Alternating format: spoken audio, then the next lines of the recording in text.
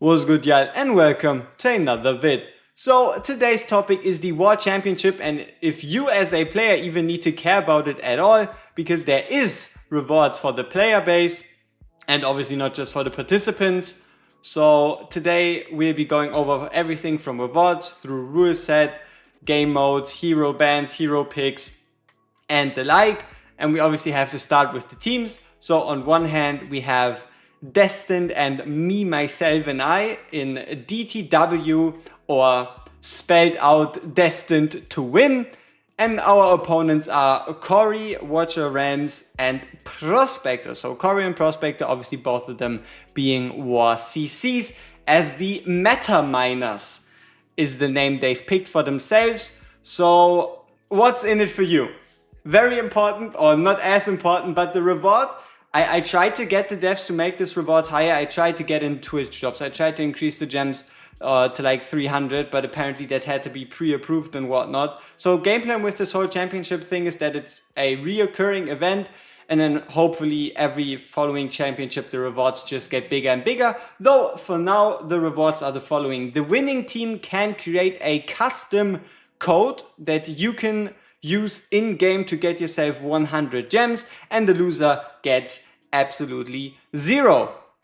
So that's the reward side of things, bringing us to the date. So for those of you curious that now looked at the clock, yes, this event actually starts in around 6.5 to 7 hours, which is, or like maybe even 7.5 to 8, depending, no, 6 to 5.5, depending on when this video goes live. But yeah, this is it. So it's for those of you in Central America at UTC -5, it's 18 on Tuesday. For those of you in Europe, like myself, for me, it's 1 in the morning, so it's 1 a.m. at UTC +2.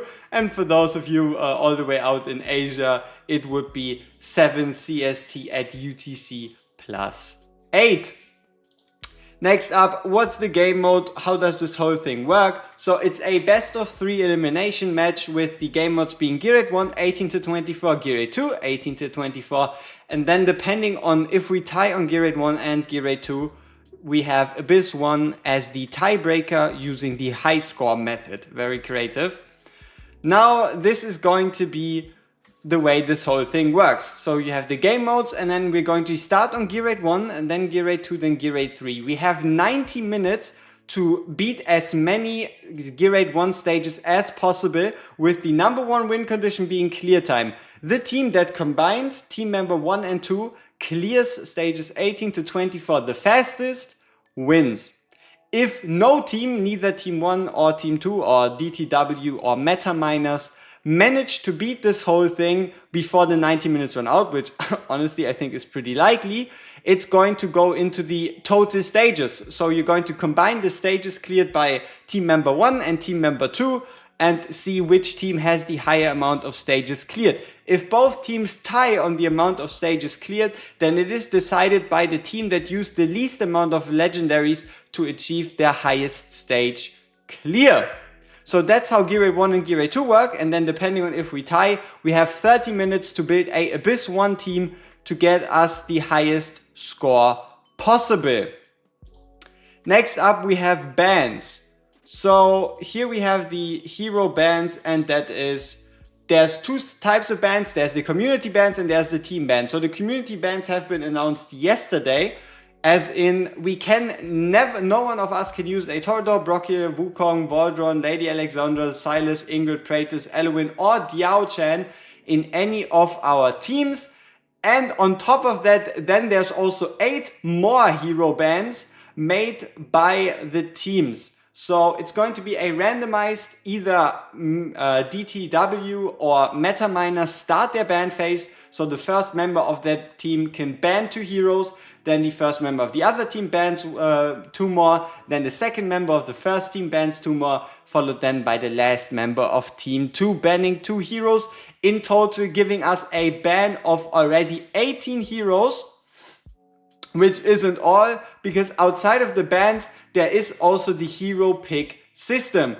This hero draft system here creates 4 teams of 10 heroes each that are all unique And what you need to know is that all the 4 of us will have one team of 10 units to beat Gear Raid 1, Gear Raid 2, and Abyss 1, depending on if it goes to the tiebreaker. So crazy shit. So the way the hero picks work is the team that banned second, so the team that didn't get picked by the RNG, starts with the hero picks.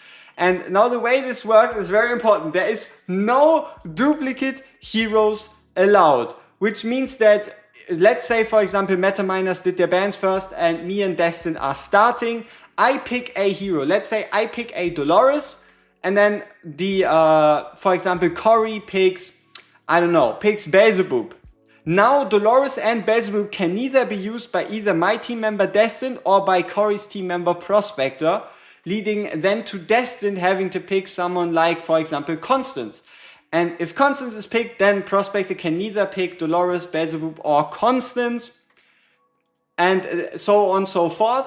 Overall, we have 4 teams of 40 unique heroes for all these game modes. So it is highly chaotic, it is going to be highly difficult, but it also might be pretty fun. So what's the game plan now? Obviously, I'll go get myself something to eat or the like, and then in around an hour or 2 after this video goes live, we go into our final preparation stream where we try to anticipate the enemy hero picks, what potential bans, and how we can prepare ourselves best gear-wise and hero-wise to then take on the challenges depending on which heroes we pick. So yeah, see you there, and as always, peace!